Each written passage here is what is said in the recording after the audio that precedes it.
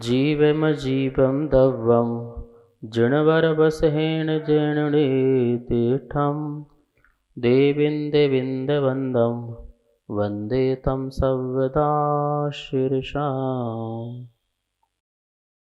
द्रव्य संग्रह परम मांगलिक ग्रंथ है। आचार्य नेमिचंद भगवान द्वारा यह लिखा गया है। 58 गाथा है। भाषा प्राकृत है। विषय इसमें 6 द्रव्य, 7 तत्व, 9 पदार्थ, 50 आय, मोक्ष मार्ग और ध्यान का है। हम सब लोग जो हैं इसमें ध्यान के स्वरूप में जो अवलंबन सहित पंच परमिष्टि होते हैं उनके स्वरूप को पढ़ रहे थे। कल अपन ने सिद्ध परमात्मा का के बारे में जाना था। आज अपन आचार परमिष्टि के बारे में जानेंगे।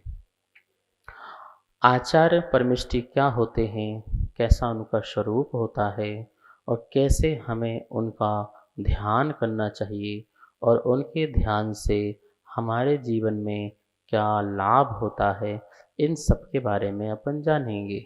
आज गाथा नंबर है 52। आप अपनी पुस्तक में निकाल लेंगे 52 नंबर गाथा और इस गाथा को पहले अपन उच्चारण करेंगे, अर्थ समझेंगे और इसकी व्याख्या को भी सुनेंगे। द्रव्य संग्रह गाथा नंबर 52 उच्चारण करेंगे।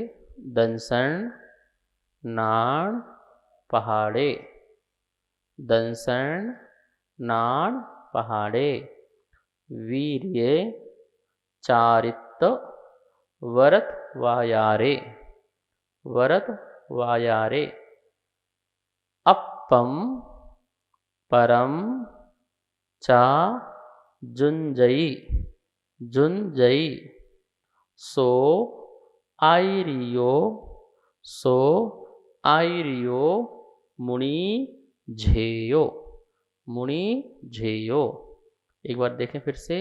दंसन नाण पहाड़े, वीर्य चारित वरत वायारे, अप्पम परम चा जुंजई, सो आयरियो मुनि झेयो। ये उच्चारण हुआ। अब पूरी गाथा का उच्चारण करते हैं। दंसन नाणे पहाड़े, वीर्य चारित्र भरत वायारे, अप्पम परम च जुंजई, सो आयरियो मुनि झेयो। गाथा का अर्थ समझते हैं। दंसन नाण पहाड़े, पहाड़, पहाड़ मतलब प्रधान, ठीक है। दर्शन ज्ञान में जिनकी प्रधानता है, मतलब दर्शन ज्ञान की प्रधानता से सहित, ठीक है। और वीर्य चारित्र, वीर चारित्र, वर, वर मतलब होता है उत्कृष्ट, श्रेष्ठ, तवायारे, तपाचार, तपाचार में, ठीक है ना। दंसन ज्ञान जिनके प्रधान हैं और वीर्य, वीर शक्ति, चारित्र, चारित्र उत्कृष्ट या श्रेष्ठ, तपाचार में सप्तमी का एक वचन है तो मैं, अप्पम अपने को, चा और परम दूसरे को, अपने को और दूसरे को, जुंजई लगाते हैं, जुंजई मतलब लगाते हैं। अपने को भी इन 5 में लगाते हैं। एक हो गया दर्शन, दूसरा हो गया ज्ञान, तीसरा हो गया वीर, चौथा हो गया चारित्र और 5वां हो गया श्रेष्ठ तप। ये जो आयार है, आयार सब में लगा लेंगे। दंसना यार मतलब दर्शनाचार, ज्ञानाचार, वीर्याचार, चारित्राचार और तपाचार, ये 5 आचार हैं। इन 5 आचार में अप्पम अपने को, चा और परम दूसरे को जुंजई लगाते हैं। सो मुनि, वह मुनि, आयर्यो आचार्य हैं, वह मुनि आचार्य हैं। क्या करो उनको? झेयो ध्यान करो, ऐसे आचार्य का ध्यान करो। गाथा का अन्वयार देखते हैं। जो जो मुनि मुनि दंसन नाण पहाड़े, दर्शन और ज्ञान की प्रधानता सहित वीर्य चारित्र वर तवा यारे। वीर चारित्र तथा श्रेष्ठ तपाचार में अपम च परम अपने को व दूसरे को जुंजई लगाते हैं, सो आयरियो वे आचार परमिष्टि झेयो ध्यान करने योग्य हैं। ये गाथा का अर्थ हुआ। देखिए 5 प्रकार के जो हैं पंचाचार होते हैं। पंच आचार, आचार का मतलब होता है आचरण, संयम, आचरण, जिनको करने के बाद ही वो आचार्य कहलाते हैं। मतलब कि दर्शन का आचरण, ज्ञान का आचरण, चारित्र का आचरण, वीर्य का और तप का, ये 5 प्रकार के आचार हैं, या ये कह सकते हैं संविधान हैं, कानून हैं, जिनका पालन आचार परमिष्टि करते हैं। सबसे पहले स्वयं करते हैं, और यदि कोई शिष्य उनके पास आते हैं, कोई दीक्षा लेने को आता है, उनको दीक्षा देते हैं, और दीक्षा देने के बाद उनको ये 5 आचार का पालन भी कराते हैं। अपम परम च जुंजई, अपने को भी करते हैं और दूसरे को भी करते हैं। जो मुनि होते हैं, सामान्य मुनि होते हैं, सामान्य साधु होते हैं, 28 मूल गुणों का पालन करने वाले होते हैं। ऐसे किन्हीं मुनि में ये योग्यता हो कि वो स्वयं भी पालन कर सकें और दूसरे का भी अच्छी तरह से पालन करा सकें आचरण का, तो ऐसे श्रेष्ठ मुनि को जो आचार होते हैं अपना पद देते हैं, अथवा उन्हें पद से विभूषित करके उस पद में आसीन करते हैं कि अब तुम जो हैं ऐसे पद को ग्रहण करो जिससे तुम सिर्फ अपना ही कल्याण नहीं करो, आपके पास आने वाले जो हैं उनका भी कल्याण करो। ऐसा एक पद होता है। ये बात बिल्कुल ध्यान रखना। आचार्य के पास 2 चीज़, एक तो शिक्षा भी है और दूसरी दीक्षा भी है।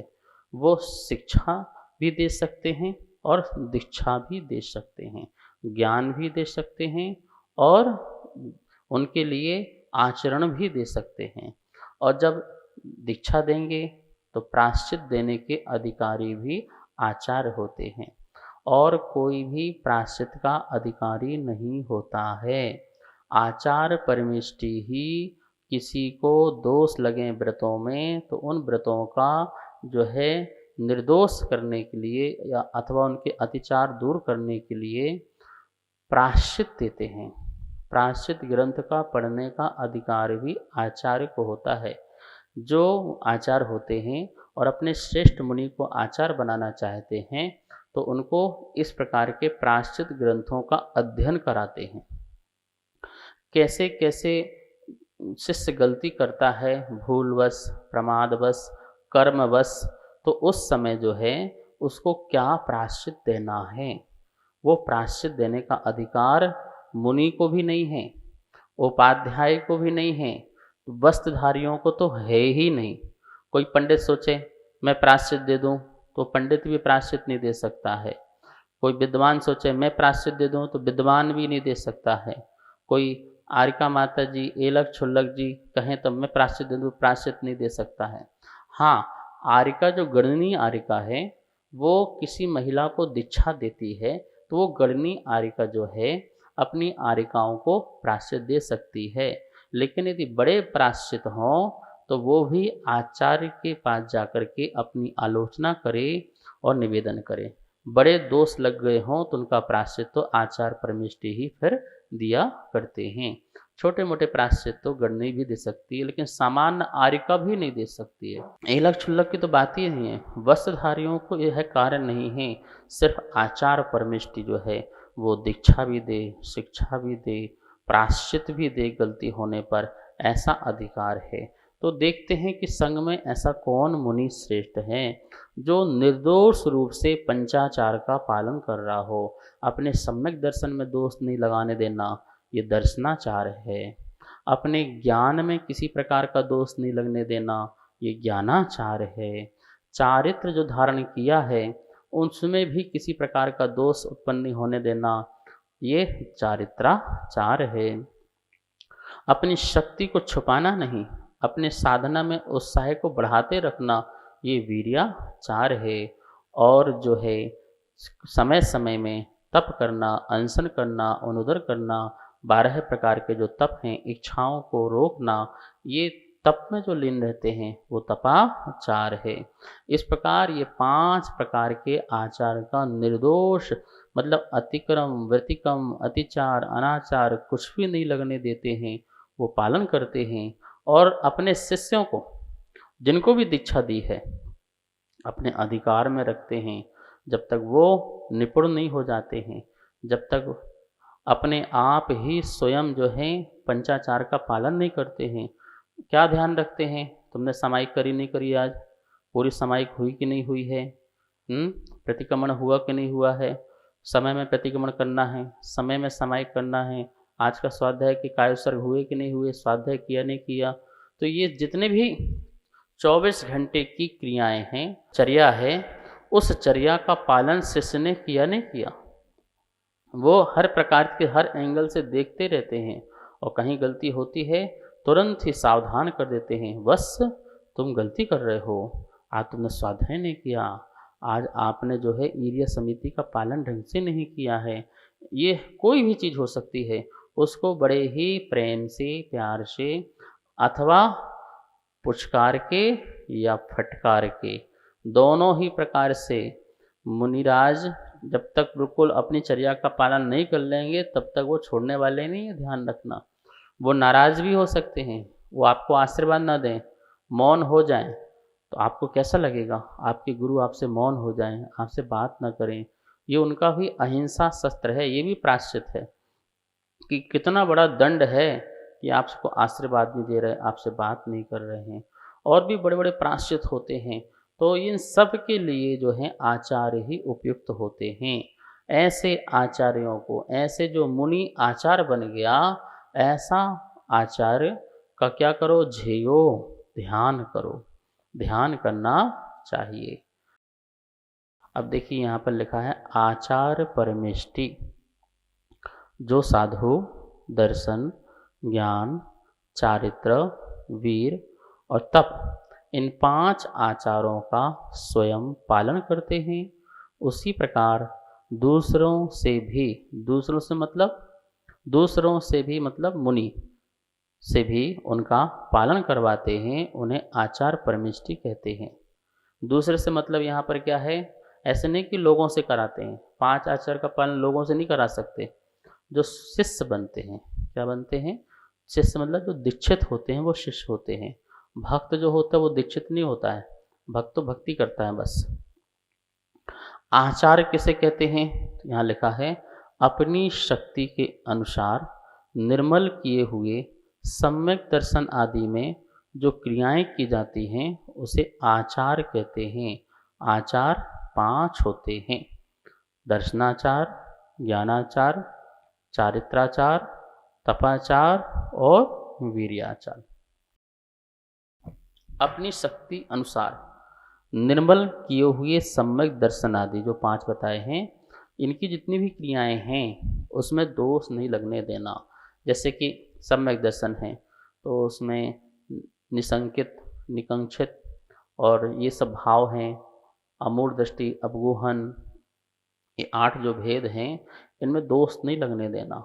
8 प्रकार का मद नहीं लाना अपने में, 6 अनायतन का त्याग करना, 3 मूर्ताओं का भी त्याग करना।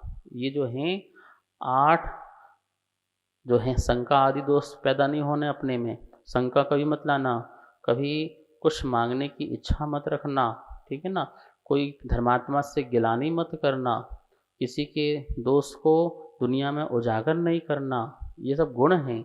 और धर्मात्मा यदि मार्ग से च्युत हो रहा हो तो उसको मार्ग में लगाना, अप्रहावना नहीं करना, वात्सल्य भाव रखना, ये जो चीज़ हैं सम्यक दर्शन है, सम्यक दर्शनाचार है। ये दर्शनाचार अपने में देखो कहीं ऐसा तो नहीं हो रहा मेरे द्वारा, कि मैं ऐसा कर रहा हूँ, तो वो ऐसे मुनि जो दर्शनाचार, ऐसे ज्ञानाचार, ज्ञान में किसी प्रकार का दोष नहीं लगने देते हैं। पांचों आचार में जिसमें दोष नहीं लगते हैं, वो आचार परमिष्टि होते हैं। अब दर्शनाचार किसे कहते हैं? तो यहाँ लिखा है दर्शनाचार।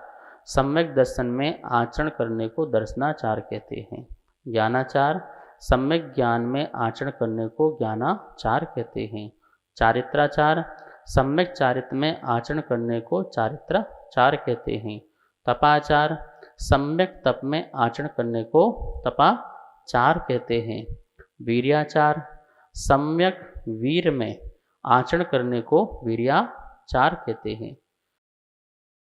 इस प्रकार से अपने ये जो आचार हैं, इनका रक्षा करना और इनको धारण करना में शक्ति की आवश्यकता पड़ती है।